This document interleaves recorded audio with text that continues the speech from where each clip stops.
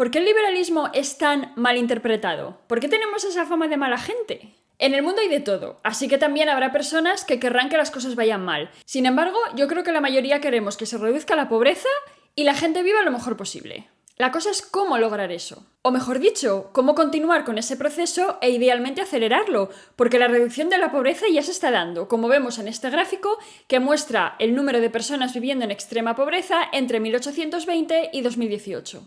En los países hispanohablantes, una mayoría cree que los estados, los gobiernos, deben tener un papel altamente interventor en esta reducción de la pobreza. Esa intervención puede venir de varias formas, siendo una de las más relevantes la redistribución de la renta. Le quito a este para darle al otro. Esta práctica tiene tanta implantación en nuestras socialdemocracias y se le atribuyen intenciones tan positivas que mucha gente ni la cuestiona. Y vamos, puedes estar a favor de algo y aún así cuestionarlo. Plantearte quiénes son los beneficiarios netos de esa redistribución. ¿Cuántos son? ¿Qué coste tienen los servicios públicos y qué hace el gobierno por optimizarlos? En definitiva, preguntarte cómo se usan los impuestos extraídos cada mes. ¿Y cuántos de verdad harían falta para ayudar a las personas que verdaderamente no pueden valerse por sí mismas? Como digo, hay mucha gente que no se hace estas preguntas y a las ideas y prácticas del Estado interventor se le atribuyen la mejor de las intenciones. Lógicamente hay de todo, pero creo que esta es la manera de pensar mayoritaria en la mayoría de nuestros países. Y lo es a pesar de escuchar cosas como esta que os voy a poner ahora. Es parte de un discurso de López Obrador, el presidente de México. Sinceramente, no sé cómo alguien pudo tener la idea de plasmar esto en un discurso político, pero bueno, le agradezco la sinceridad. Ah, por cierto, hay una cosa que tengo que traducir del politiqués. Cuando dice apoyar la transformación, se refiere que le voten. Ayudando a los pobres va uno a la segura, porque ya sabe de que cuando se necesite defender, en este caso la transformación, se cuenta con el apoyo de ellos. No así con sectores de clase media, ni con los de arriba, ni con los medios, ni con la intelectualidad. Entonces no es un asunto personal, es un asunto de estrategia política.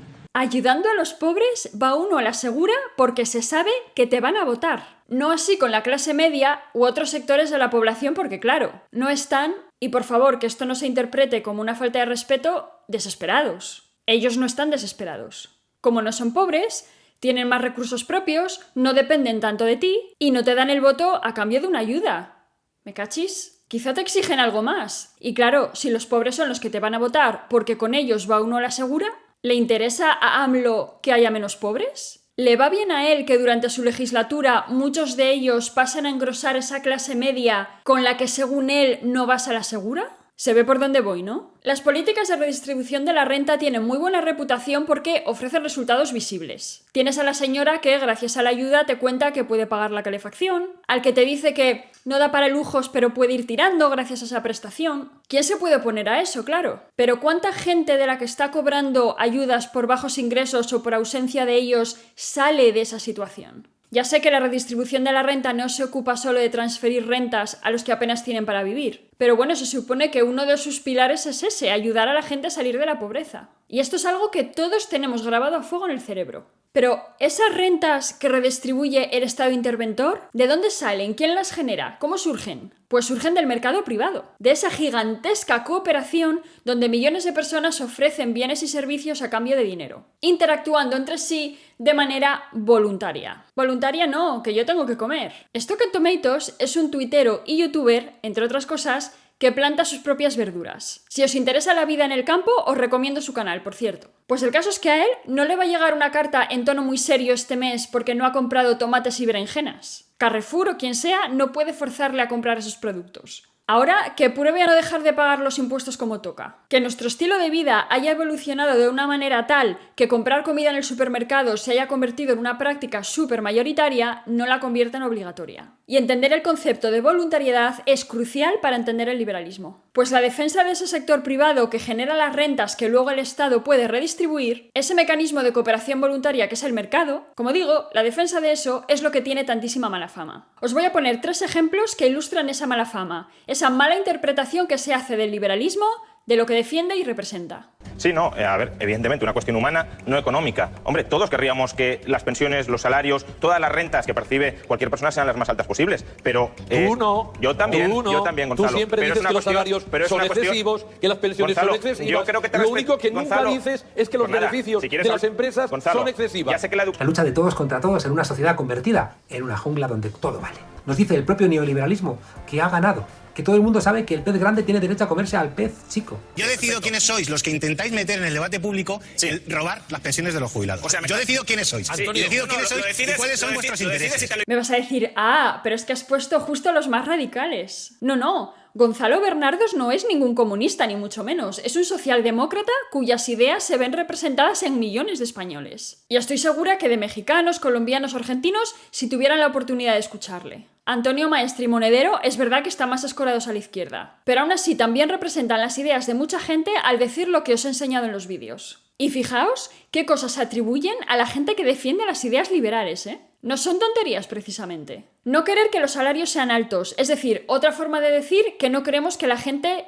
prospere y se enriquezca. Curioso, cuando los países con salarios más altos son aquellos que tienen economías más libres. Otra cosa, defender la lucha del todos contra todos, una jungla donde todo vale. Y lo mejor, el neoliberalismo nos dice que el pez grande tiene el derecho de comerse al chico. ¿Pero qué dice? Y la de Maestre, robar las pensiones de los jubilados. Esto ya no hay por dónde cogerlo, pero bueno, todos sabemos que lo de Antonio Maestre es de otro planeta. Y la verdad ahí creo que también había un poquito de inquina personal contra Rayo. ¿Pero qué defiende entonces el liberalismo? Para responder a esta pregunta, voy a utilizar el libro Liberalismo, los 10 principios básicos del orden político liberal de Juan Ramón Rayo. Sé que hay autores clásicos e históricos a los que recurrir, pero bueno, el libro de Rayo está muy bien explicado, es muy claro para las personas que se están introduciendo en estas ideas y ya está. Pues esto es lo que defiende el liberalismo. Principio número 1. Individualismo político, frente a los que creen que el individuo debe subyugarse a entes colectivos. Robespierre, por ejemplo, decía que los objetivos colectivos de la República prevalecían sobre las aspiraciones personales de cada individuo. Esto es característico del fascismo, que defiende un Estado fuerte y a individuos que coinciden con él. En el Estado está todo, nada fuera de él. Por eso es tan ridículo llamar a los liberales fascistas. Principio número 2. Igualdad jurídica. De hecho, el liberalismo tradicionalmente se ha representado como la oposición al antiguo régimen, donde había estamentos muy marcados y reyes absolutistas. Pues sete que llegamos a 2023 y a los liberales, entre otros, se les acusa de fascistas por estar en contra de la discriminación positiva. Como os dije por un vídeo que os pongo por aquí arriba, una injusticia en el pasado no justifica una injusticia en el presente. Principio número 3. Libertad personal. Mucha gente dirá, pero bueno, a ver quién va a estar en contra de esto. Bueno, veremos cuando lo explique.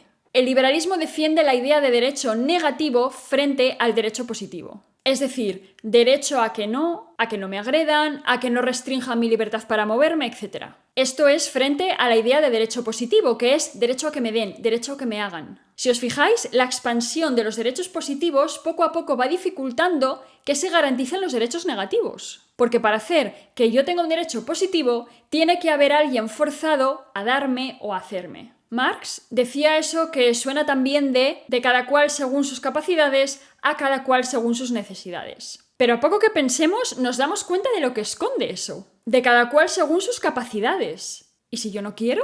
¿Y si a mí se me da estupendamente dibujar planos pero me quiero dedicar a otra cosa? Quizá yo encuentro a gente que está dispuesta a pagarme por cuidar de sus gatos y es algo que yo quiero hacer, pero es que tengo una capacidad muy desarrollada para dibujar planos. Y a cada cual según sus necesidades. Las necesidades son infinitas. Todos podemos pensar en cosas que hoy consideramos necesidades que hace no mucho ni existían. Por eso el liberalismo defiende el derecho negativo, a llevar a cabo tu proyecto de vida sin que haya un poder superior que te lo impida. Principio número 4. Propiedad privada. El otro día, el sindicato Solidaridad ponía un tuit en el que nos recordaba cuando Telefónica era de todos los españoles. Pero ¿cómo sabes que algo es tuyo? Porque lo puedes usar cuando quieras sin consultar con nadie, lo puedes vender, donar, modificar, puedes tomar decisiones sobre ello. ¿Podía hacer eso la gente con Telefónica cuando esta era una empresa pública? En la mayoría de los casos, lo opuesto a la propiedad privada no es la propiedad de todos, sino la de los políticos que gestionan ese activo. Es verdad que si eso se vende, los políticos no tienen el derecho legal de embolsarse el dinero. Pero si hay alguien que actúa como propietario de ese bien público, son ellos. Además, que la propiedad privada es la base del crecimiento y la independencia. ¿Para qué voy a molestarme en mejorar materialmente en mi vida si aquello que adquiero no es mío al 100% y no se me asegura que esa propiedad se protegerá? Principio número 5. Autonomía contractual. Si hay dos personas adultas que voluntariamente quieren intercambiar un bien o servicio, el Estado no debería ser quien para entrometerse. Por eso se está en contra, por ejemplo, de intentar abolir la prostitución. Ayudar a quien quiera salir de ahí, huelga decir que castigar a quien fuerza a otras personas a ejercer la prostitución, pero si una persona quiere hacerlo, ni tú ni yo somos quien para impedírselo. Esto está relacionado también con lo que comentaba en un vídeo anterior sobre trabajar por menos del salario mínimo. Principio número 6. Reparación de daño. En una sociedad convertida en una jungla donde todo vale. Sí, monedero, reparación de daño. Tanto a víctimas de agresiones personales, digamos, como de incumplimientos de contrato. Antes hablábamos de autonomía contractual. Los contratos han de respetarse. Somos adultos y debemos asumir la responsabilidad de lo que firmamos. El principio número 7 es la libertad de asociación, que está bastante presente en nuestras democracias. Claro, esto es fácil si lo llevamos al marco de las asociaciones, digamos, voluntarias, privadas. Yo tengo derecho a asociarme con mis amigos aficionados a recoger setas. Pero se vuelve mucho más complicado cuando hablamos del derecho de un territorio a separarse de otro, a que no lo fuercen a formar parte de él. La cosa es que quien se une a una asociación para recoger setas, pues lo hace voluntariamente. Sabe que se sale los sábados a las 6 de la mañana y hay que aceptar esa norma, por ejemplo, para ser parte de la asociación. Pero si hablamos de un territorio que se quiere separar, en el que hay gente que dice tenemos derecho a no asociarnos con el país del que ahora formamos parte. ¿Qué pasa con quien no está de acuerdo con eso? Esa gente que simplemente pues nació ahí o se mudó ahí por un trabajo, lo que sea. Ellos pues hacen su vida allí, pero no están de acuerdo con separarse. Una sociedad, como es un territorio donde viven millones de personas, pues no tiene ese propósito claro como el que tenía la asociación de recoger setas. Es un grupo de gente que por circunstancias convive en el mismo territorio. En fin, que es un tema complicado. Principio número 8. El libre mercado. Primero dejadme decir que el liberalismo no está en contra, por ejemplo, de las comunas. Si un grupo de personas deciden voluntariamente formar una comuna donde rijan los principios de la propiedad colectiva, nadie se lo va a impedir desde el liberalismo. Esto contrasta con lo que decía Marx de tener que utilizar la violencia para abolir la propiedad privada. El libre mercado, el comercio, no se tiene que imponer por la fuerza, surge sin más. Este es un sistema en el que satisfaces tus propias necesidades cuando satisfaces las de los demás. Y hay una división del trabajo gracias a la cual yo puedo estar grabando este vídeo a pesar de que no tengo ni la más remota idea de cómo se fabrica la cámara que lo hace posible. Principio número 9. Gobierno limitado o inexistente. Cualquiera que esté familiarizado con el liberalismo sabe que aquí tenemos diferencias importantes. Hay gente que defiende la erradicación del Estado y otros hablan, como el libro de Rayo, de un gobierno limitado. Hay gente que me lo debatiría, pero creo que desde el antiguo régimen que mencionaba antes hemos avanzado bastante en los derechos del individuo frente al Estado. Y creo que tenemos mucho margen para seguir avanzando antes de emplear tiempo y energía en ver cómo podríamos vivir sin él. Por supuesto, me parece muy interesante el debate, pero defender como algo plausible la erradicación del Estado ahora mismo lo veo similar a decirle a una persona que nunca ha hecho ejercicio físico que para empezar a cuidarse tiene que hacer 100 flexiones diarias más 100 abdominales. Es como, tenemos muchísimo por hacer antes de llegar ahí. Vamos a empezar a movernos en la dirección de achicar el gobierno y el Estado y vemos qué tal nos va. Pues los que creen que el Estado es hoy por hoy imprescindible y buscan un gobierno limitado son los minarquistas. Creen que ese Estado debería encargarse de aspectos como la defensa o el mantenimiento del orden cívico, que se respete la ley.